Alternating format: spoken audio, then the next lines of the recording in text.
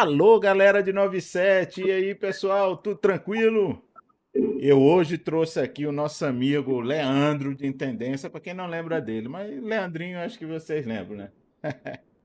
E ele vai falar um pouquinho para gente sobre a empresa dele ali, que ele está trabalhando, a Meta Consulting, e traz bastante informação para a gente. A gente está ficando velho, e um dia, infelizmente, nós vamos deixar aqui esse mundo e nós podemos deixar umas coisas facilitadas para os nossos filhos ou dificultadas, né? Eu falo por experiência própria, lá em São Luís, meus pais já faleceram e a gente está fazendo o inventário. E já tem mais de 2 anos que está rolando esse inventário lá. Deu problema, que meu pai morreu muito antes, minha mãe depois, aí a gente teve que fazer aquele inventário judicial.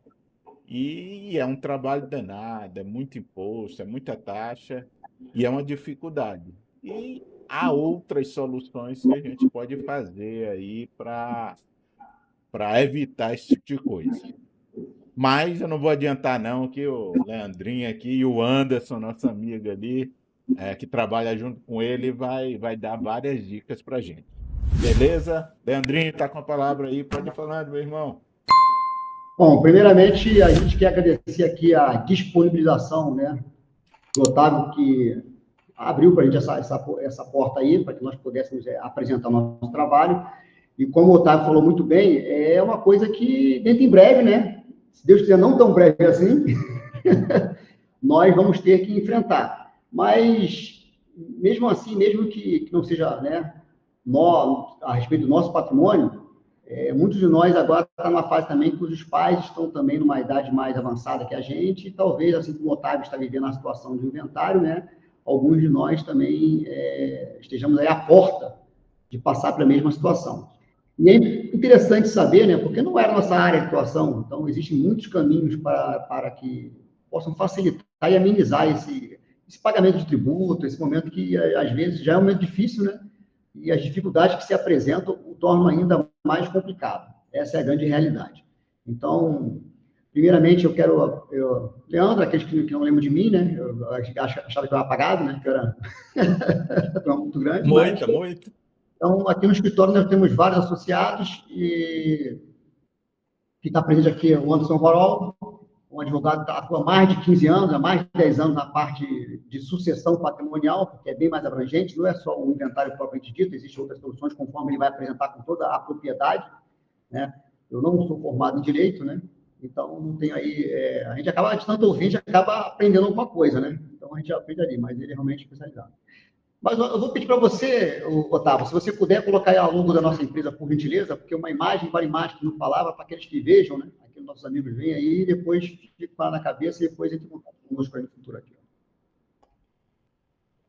Compartilhar aqui, deixa eu botar a tela cheia. Aqui, ó. Aí.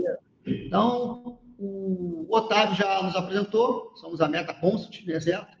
Temos aí planejando o seu futuro e protegendo o seu patrimônio. Então, o nosso objetivo, ele é abrangente, conforme eu disse ali. Mas nós procuramos sintetizá-los aí, né? A nossa logo você vê ali, ó. Você vê ali, tem vários desenhozinhos, cada desenho desse é uma área de atuação nossa. Mas essas áreas de atuação, nós tentamos consolidá-las em 4 vertentes que, se você puder apresentar no próximo PowerPoint ali, ele elucida um pouco melhor. Então, beleza. Quais são as 4 vertentes que eu costumeiramente vejo a nossa empresa aqui? Facilitar, né, o crescimento patrimonial. Nós, particularmente, nossos parentes agora, quando a gente foi para a reserva, aqueles que tiveram um pouco de parcimônia, né, com seus... sai com um bom dinheiro, né? A gente sai com a nossa indenização ali, gira ali em torno de 200, alguns aí a 300 mil reais, dependendo dos cursos que se faça. E às vezes, já me deparei com muitos companheiros nossos que não sabem o que fazer. Muitos têm desejo, quero empreender, ou então, não quero empreender, eu quero realmente mesmo curtir minha vida agora, né? Cada um sabe, né, aonde o calo lhe aperta, tem a decisão. Mas aqueles que queiram, não se sentem seguros ainda, tem muitos filhos que não estão na faculdade, não terminaram, ou precisam ajudar os filhos, ou os pais mesmo. Então, a gente está para isso, para poder fazer com que esse dinheiro cresça, né? Então, é muito comum que nós, hoje, a gente vá ao banco, né? Então, às corretoras. Então, a gente precisa entender que o funcionário do banco, o funcionário de uma corretora, ele trabalha muito em prol dos produtos, né, que a empresa para a qual ele trabalha oferece. Então, ele fica limitado a isso. Então, aqui, o nosso crescimento patrimonial, ele se dá principalmente para a parte de consultoria financeira. Então, para quem não sabe, a consultoria financeira, ela é diferente do trabalho que um gerente de banco oferece, é diferente do trabalho que um assessor de investimento de uma corretora nos oferece. Então, tem essa particularidade, né? Basicamente, vou sintetizar assim, né? O consultor, o gerente, ele tem a retaguarda dele uma prateleira, né, de produtos. Prateleira essa que lhe é disponibilizada pela empresa, pelo banco, pela corretora. Então, ele só pode vender aquilo que está ali. E o assessor de investimento também, por questão normativa da CVM, ele não pode propor investimento. Então, ele não pode pesquisar investimento e propor. Ele só apresenta aquilo, né, que o escritório dele e a corretora para a qual ele trabalha oferece. Então, existe essa limitação. Já o consultor, não. É uma coisa mais abrangente. Certo? Então, por esse motivo ali, é que eu me identifiquei mais com a parte de consultoria. Achei mais interessante isso. Faz mais sentido para mim. Entendeu? Logicamente, é muito importante o trabalho de um gerente de banco, fundamental, né? Quem precisa de empréstimo, quem precisa de muitos produtos. É essencial, primordial o trabalho de um assessor de investimento, uma corretora também. Todo mundo sabe aí, cada um tem, muitos de nós já temos aí contas em corretoras, tem o seu assessor de investimento. Eu só quero apresentar como é um produto diferente. E a grande diferença também... Opa, pode falar. É uma dúvida. Então, quer dizer, o consultor, no caso de vocês, não estão ligados a nenhum banco, corretora, nada. Não necessariamente.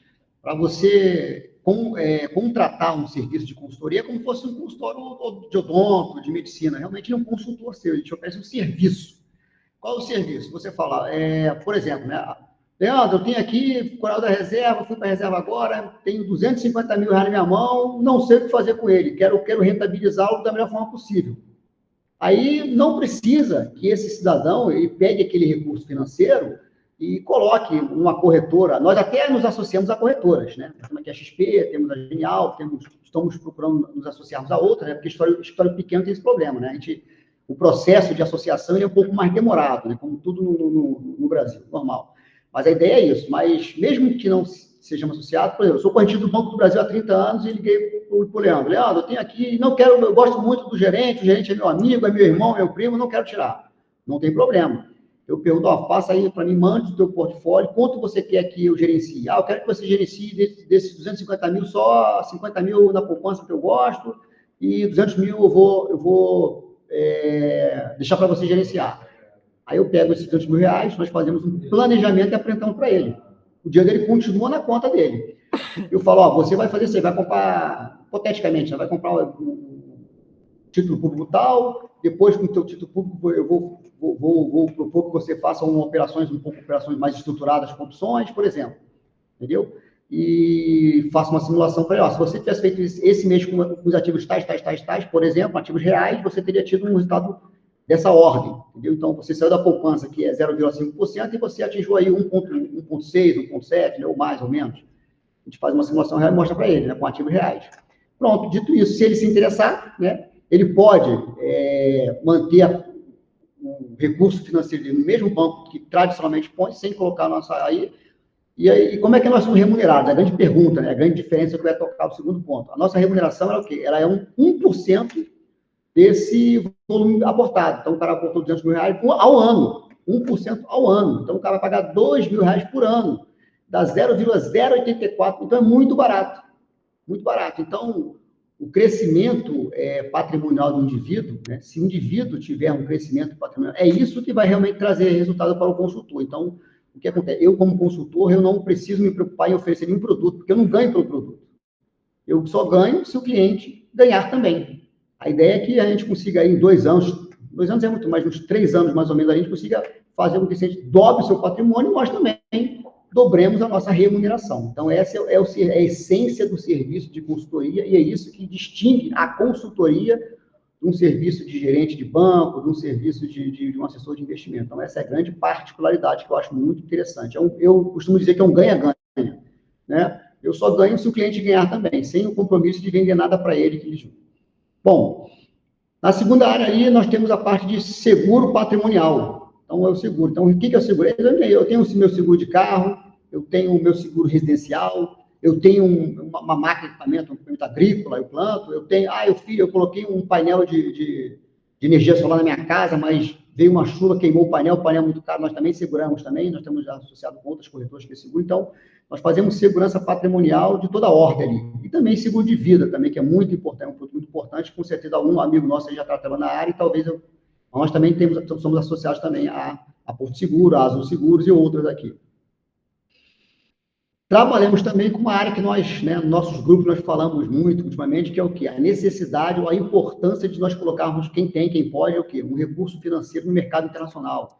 Pegar nossos recursos e nossa renda, botar numa moeda forte, botar em dólar, em euro, né?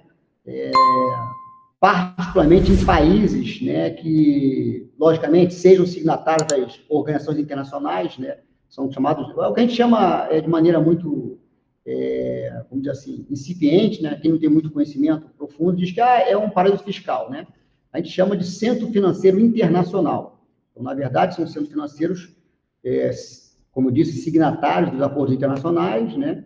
Eles são chamados da linha branca, onde eles seguem todos os preceitos, mas nesses centros financeiros internacionais, o que é grande vantajoso para nós brasileiros, sobretudo nesse momento que nós passamos, de insegurança, é o seguinte: primeiro, quando você põe o dinheiro, né, em uma renda internacional, você, primeiro, foge do risco cambial. A nossa moeda é muito volátil, né? Eu acabei de fazer estudo com um amigo nosso, mostrei que em 2014, para quem não lembra, o dólar era 1,67 real, 1,67. Na sexta-feira passada, nós fizemos uma transação comercial, estava R$ 2,25. Isso aí dá 213% em 10 anos. Então, se alguém pegou o seu dinheirinho, transformou em dólar e colocou debaixo do colchão, ele teve uma rentabilidade de 213% só com a variação cambial. Entendeu? Então, a gente sabe, né, que quando o mundo se torna inseguro, né, quem pode compra diamante, né? Quem não pode, compra dólar, compra euro, né, que é mais fácil, mais acessível. Então, sem contar que, além, né, desse risco inflacionário, né, uma coisa é o investimento em real. Que você, por mais que você junte dinheiro, faça investimento, a nossa inflação vai corroer o seu dinheiro. Isso é fato, não tem jeito. Né? Nós vivemos com a inflação nós não conseguimos abandoná-la. Então, a gente foge do risco cambial, a gente, né, procura fugir do risco inflacionário e fiscal. Né? Você vê aí que existe hoje uma sanha muito grande por poder aumentar a receita do Estado. Então, a gente vê todo dia, toda semana, é uma mensagem nova, uma informação nova, dizendo que o Estado está aumentando as tributações nessa ordem, daquela, criando impostos. A gente foge disso também. Então, a terceira segurança. E a última segurança é aqui, né? Vamos perceber, né, a insegurança jurídica que a gente vive, né? Então, até mesmo, nós tivemos até decisões recentes aí do STJ, inclusive, dizendo que o empresário, se nós empresariarmos, mas se porventura formos acionados na justiça, né, por uma questão trabalhista, você sabe como é que é a justiça trabalhista, né? Estando certo ou não, o empresário é sempre visto como um vilão, na verdade, essa é a grande realidade.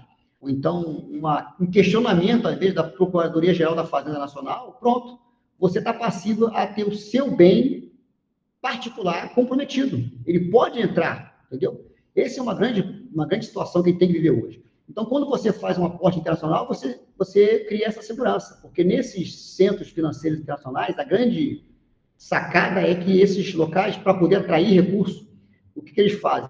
Eles têm legislações onde a máxima deles é o quê? É a lei de proteção de dados. Certo? Então, só tem acesso à nossa conta se, porventura, nós, nosso país de origem, fomos condenados, em última instância, a 2 tipos de crime, basicamente. Lavagem de dinheiro para financiar o crime de terrorismo ou, então, o tráfico internacional de drogas. Se não for nisso, ninguém, nem um hipotético aí, membro da alta corte, poderia solicitar. Pode solicitar, mas não vai conseguir nem saber o que nós temos. Então, isso aí é muito importante nesse dia de hoje aí, entendeu? Então, isso aí é a parte de investimentos internacionais. Apenas algumas vantagens, quem tiver interessado, depois a gente vai colocar aí né, se o Otávio nos permitir, né, fazer uma propagandazinha no final ali com um link aí, telefone de contato. E, para finalizar, sucessão patrimonial. Uma dúvida aí nessa parte da internacionalização de investimentos. Vocês ajudam, por exemplo, se eu quero fazer, vocês ajudam todo o passo a passo, abertura de conta, remessa dos valores, etc. Isso, exatamente. Esse é o nosso trabalho, entendeu? Excelente. Entendeu? Mastigadinho ali, para o indivíduo ficar feliz. Feliz e com o seu dinheirinho seguro. E Pode continuar.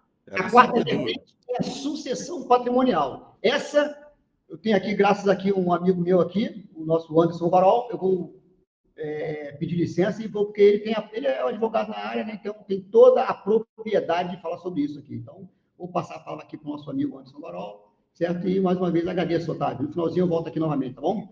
Fica de lado aqui, ó. Falou, obrigado, Leandro. Anderson, por Valeu, favor, nos ajude aí. Tranquilo, já deu aqui. Pode ficar aí. Vamos lá, deixa eu trocar a cadeira aqui, que o Leandro está pedindo. Excelente. Pronto, vamos lá.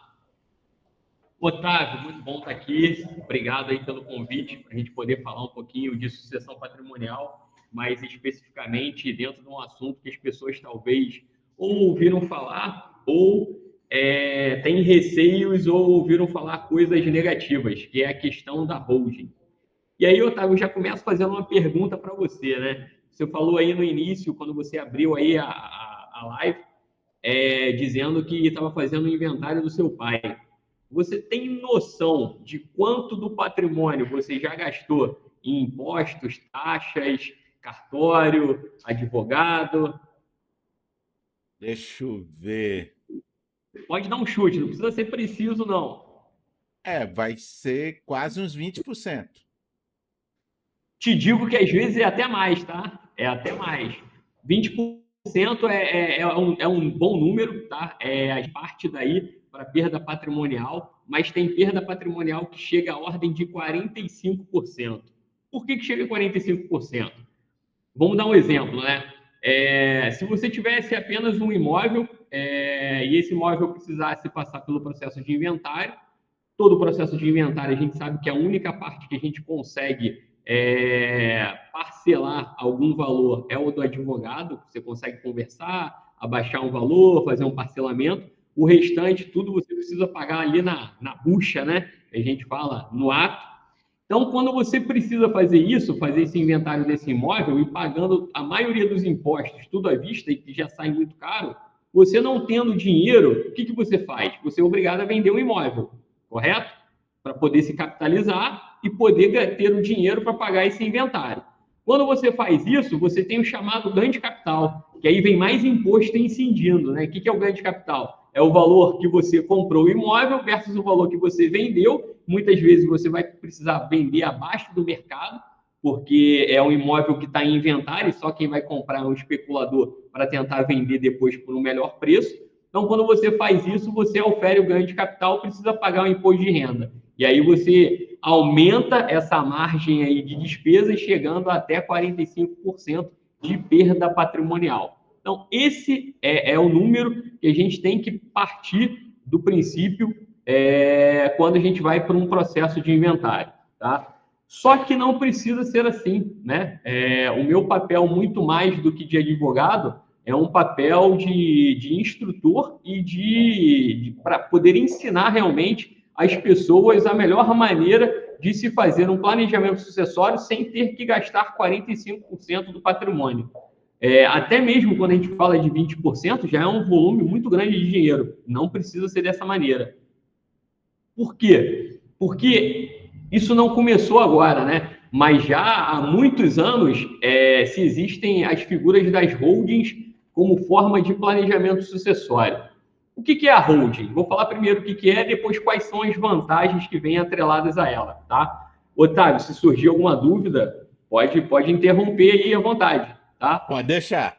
Show! Vamos lá. O que é essa questão da holding? Bom, a holding nada mais é do que você pegar o seu patrimônio que está na pessoa física e passar para uma pessoa jurídica. Então, você constitui uma pessoa jurídica que vai servir, eu gosto de falar dessa maneira, ela vai servir como um cofre, protegendo o seu patrimônio. Então, você vai tirar da sua pessoa física e vai jogar para dentro de uma pessoa jurídica, que é um cofre. E ali, você vai fazer a doação das cotas dessa empresa, do patrimônio que está ali dentro, para os seus sucessores. E qual que é o ganho? Vamos lá. Num processo de inventário, quando você faz um inventário, todo o valor do imóvel ele é auferido para a tributação pelo valor de mercado. Quando você faz uma holding, você passa o seu imóvel para dentro de uma empresa, o valor que você vai colocar desse imóvel para dentro dessa empresa é pelo valor histórico, é o valor constante da declaração de imposto de renda de quando você adquiriu esse imóvel.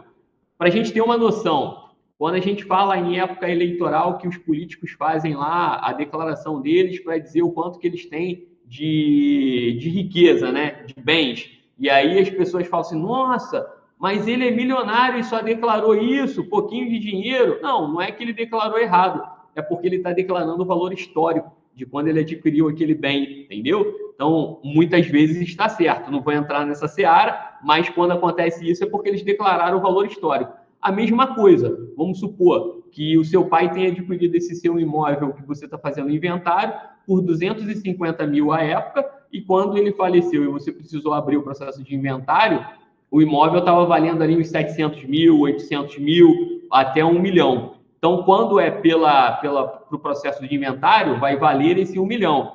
Quando é para poder fazer a holding, a abertura dessa empresa, você vai colocar pelos 250 mil e vai fazer a doação das cotas por esses 250 mil.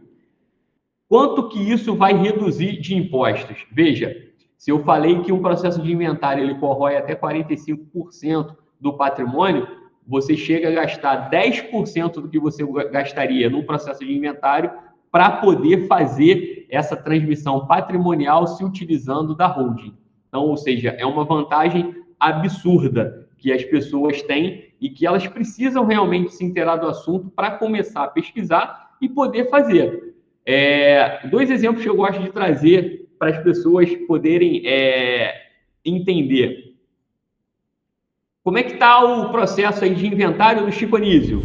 Como é que está a situação deles? Está um caos, né?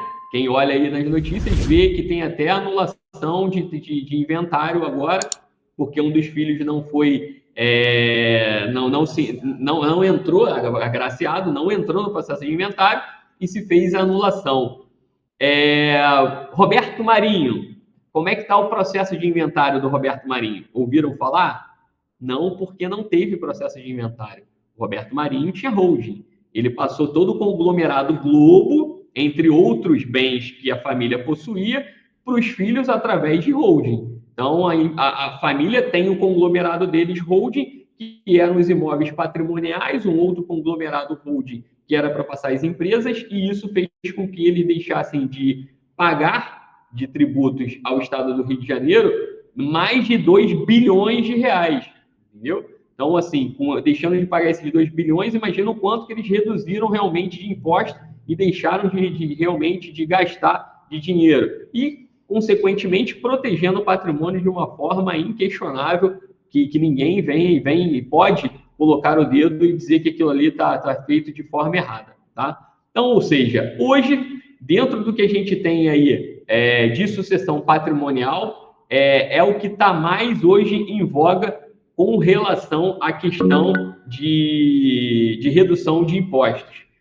E um alerta, né? Um alerta que eu faço. Hoje, a alíquota máxima que a gente tem é de 8% em alguns estados. Rio de Janeiro é o máximo. Então, 8%, a partir de um determinado valor, se paga uma alíquota de 8%, que é o imposto de transmissão sobre doação ou causa-morte, que é o tal do ITCMD, que é um imposto do inventário.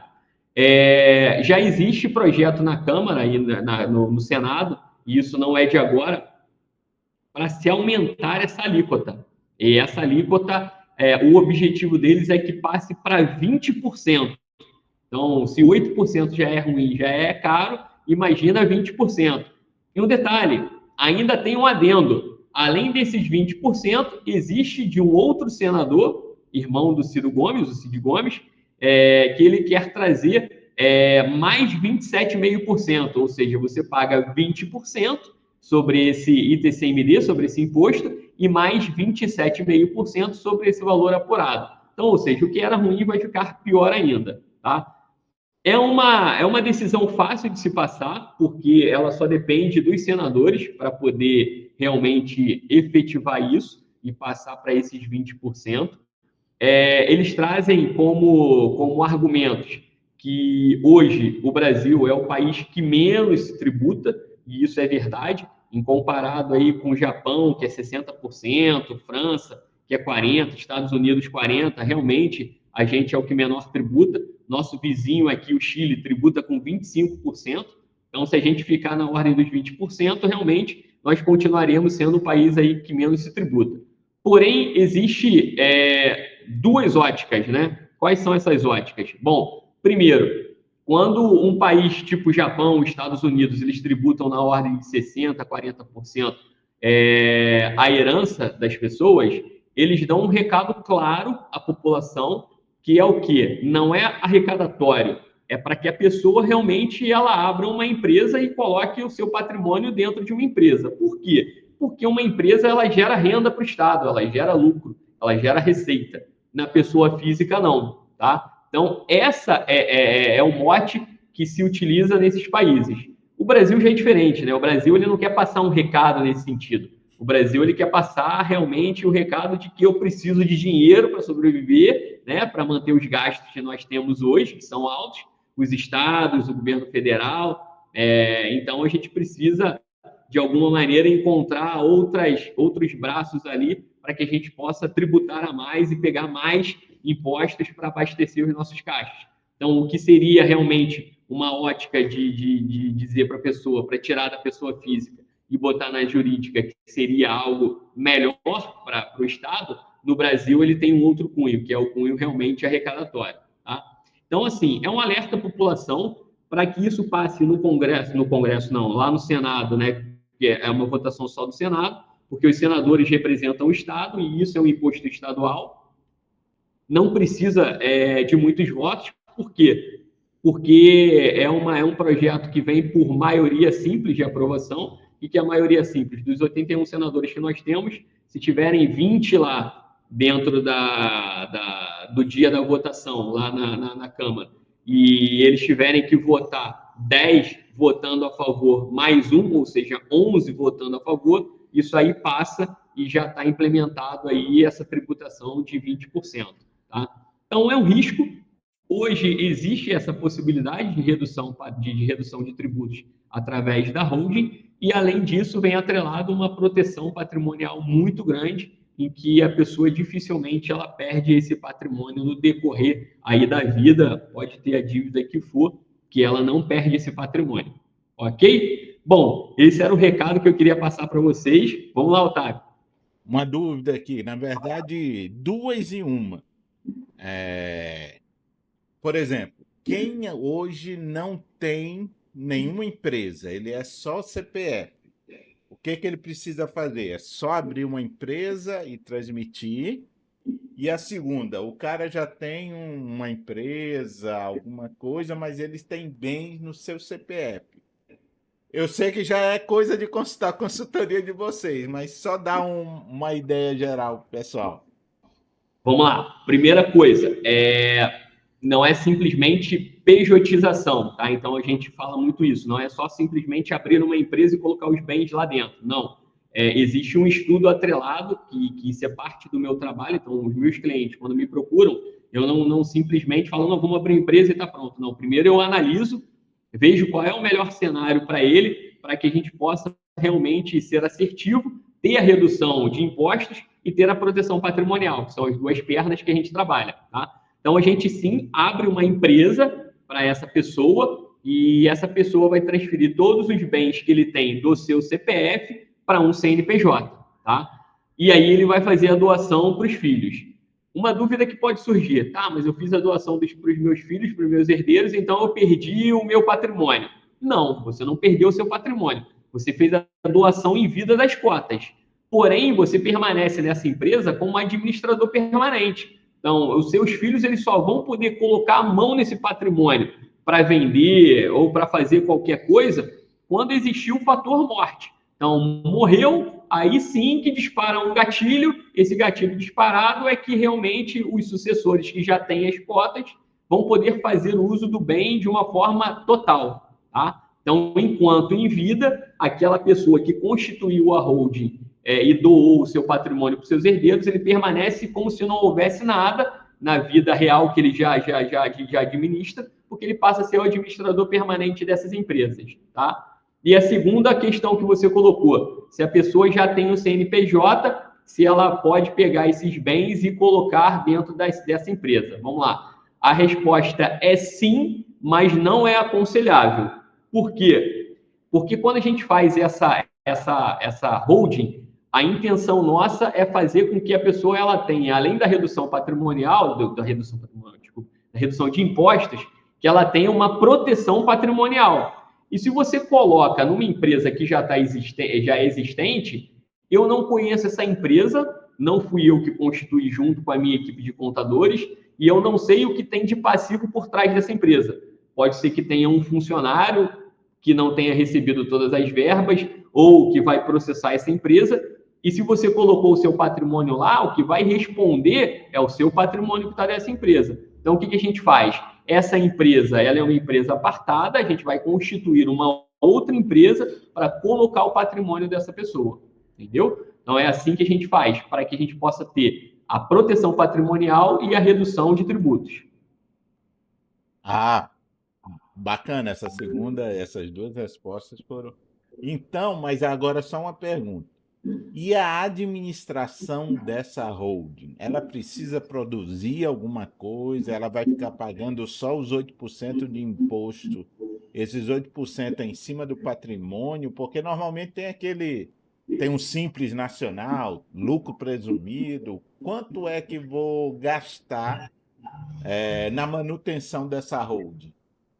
Isso depende do patrimônio que é envolvido, tá? Com relação ao imposto, você vai pagar uma única vez da doação que você fizer das cotas.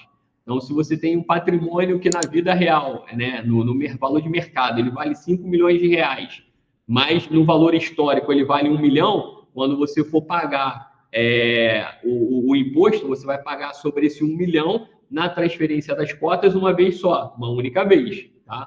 A manutenção dessa empresa, dependendo de uma constituição simples, né? Porque você tem uma constituição de uma holding simples e você tem construções mais rebuscadas, que você precisa para poder abarcar o patrimônio e fazer com que essa pessoa pague menos imposto.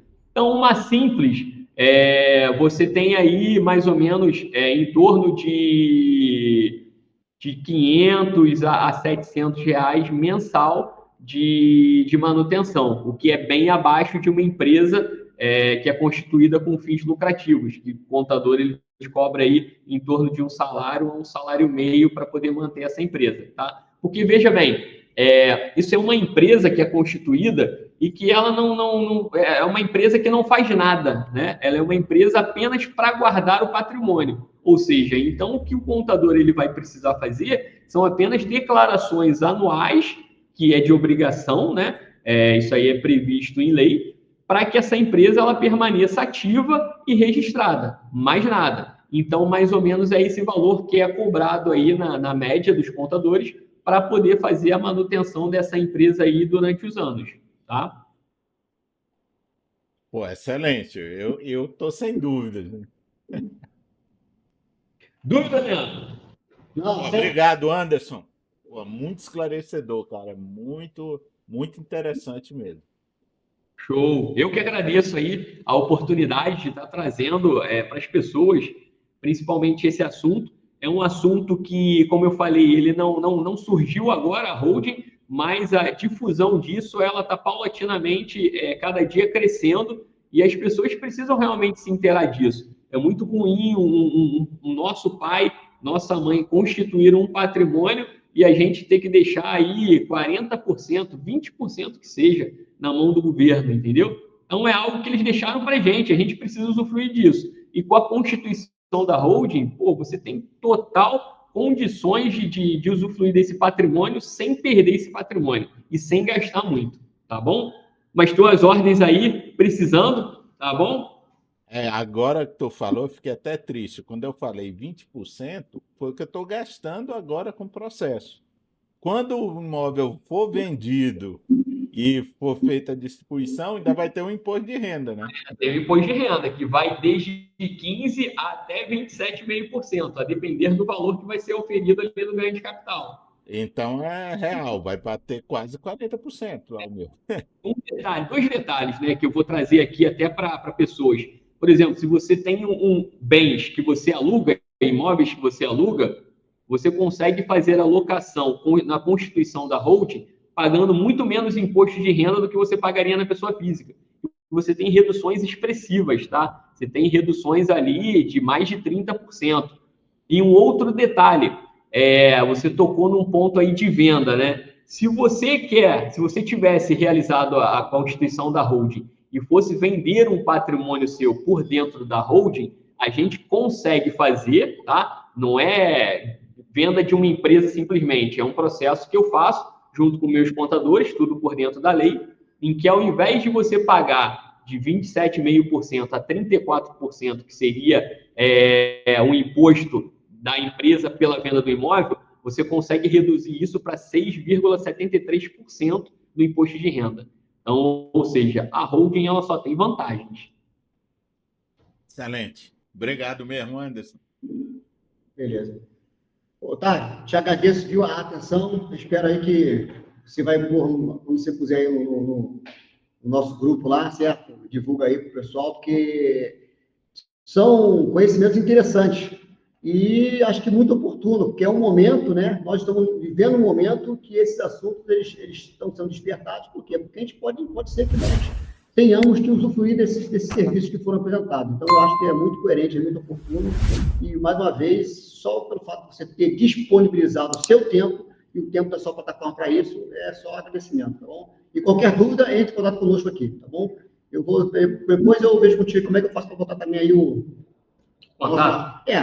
Nós temos um site, né? Então é metaconsult.com.br, quem quiser colocar metaconsult com 2 T's, beleza? Metaconsult, se coloca aí a logomarca da frente aí, ó, o cara põe .com.br e vai ter o site lá. E no site tem todas as informações ali que tiver ali. O pessoal vai, entre em contato conosco, que nós estamos aqui, vai ser uma satisfação muito grande. Algum amigo 97 aí que esteja vivendo a situação aí, ou que queira os outros assuntos ali. Eu também, uma consultoria também ali, a gente é amigo ali, né? Alguma dúvida ali que a gente, se não souber, se nós também não tivermos, se não for um serviço que nós possamos auxiliar, né? Se a necessidade não for, com certeza a gente indica que aí algum outro que possa fazê-lo aí.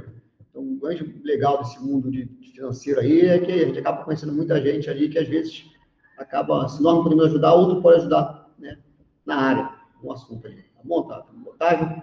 Muito obrigado por você, cara, uma vez, sucesso, beleza? E um grande abraço aí, ó. Pessoal, então agradeço aqui o Leandro, o Anderson aí ter trazido esse conhecimento para a gente. Eu vou colocar na descrição do vídeo aqui o site da Meta. E depois que terminar aqui a gravação, não desliga ainda não, Leandro. Vou marcar uma consultoria aqui para... Excelente. Não tem muito patrimônio não, mas só para a gente bater um papo legal. Sim, com certeza. Galera de 97, vamos... Não esqueça aí, curtir o vídeo, seguir o canal. Qualquer dúvida aí, o Leandrinho está ali no nosso grupo. Então o pessoal entra, tem um site aqui e ele vai estar lá à disposição para atender esse pessoal chato de 97. O pai, Enilton, tem muito patrimônio. Ele com certeza vai abrir essa O dia já é terror há muito tempo já. Isso aí já é macaco velho. Valeu, meu irmão. Um abraço a todos. Até mais, pessoal.